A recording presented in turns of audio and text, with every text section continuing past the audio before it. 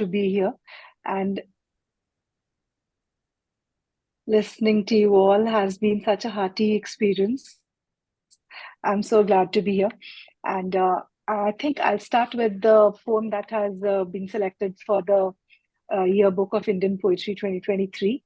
Uh, it's To introduce the poem, I would like to say that I work from home. I'm a housewife, and I also work on retainership with the company that I'm a copywriter for.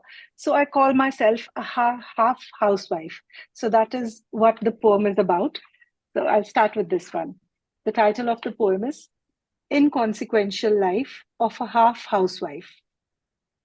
How do you look away from girls in skirts, belts turned over at the top to be shorter, knees stark like pebbles, shirts gently pulled out at the waist to let the breast defy Catholic school norms, the sway of the haughty ponytail, the walk intoxicating, cultured ethos of upbringing neglected, bottling up a run to the river of youth, snatching the bends and curves, awaited forever, waiting, waiting, waiting, to move so toes trouble breath, to be delicious.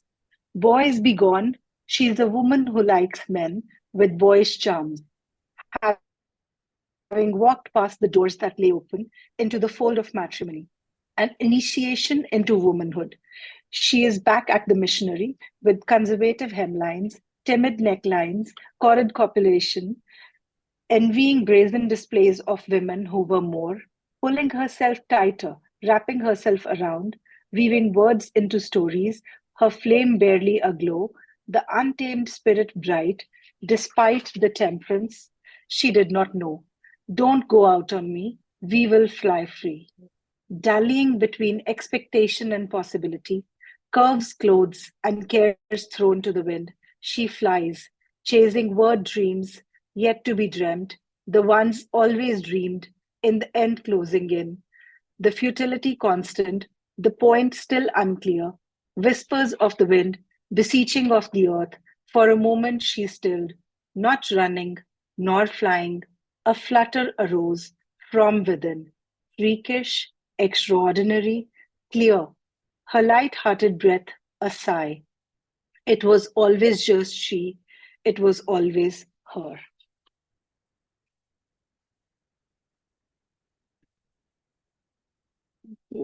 So the next poem, it's how the Indian monsoon, it's such a welcome respite in the hot months of May, June, and I think almost by the end of July and August we have the monsoons.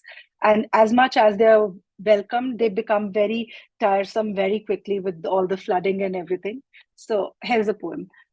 Every raindrop is an almost snowflake. By snowflake, I don't mean unstable, fragile. I mean unique, like people. In a way, every raindrop, a person. The first raindrop is welcome. The birds hop and chirp. The grass stretches upwards. The mice pause the gnashing. They are the ones with the cringy love. The second raindrop is reassurance. Roiling quench is indeed on the way. It comes in peace. There will be more.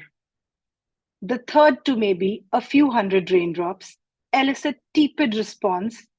They do all things right, follow the greats. They have the conviction.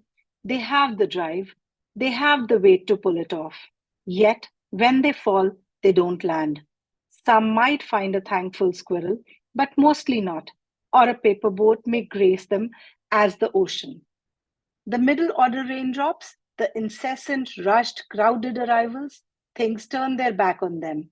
Everything finds a lair. Their muchness, not for everyone. They are befuddled by the label of transgressionists. They wait for the belly of the earth, swollen with anticipation above. Sometimes someone twirls.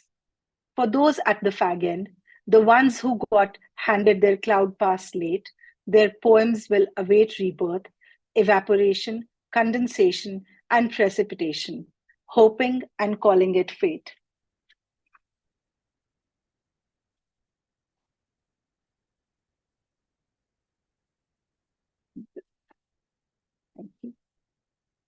The next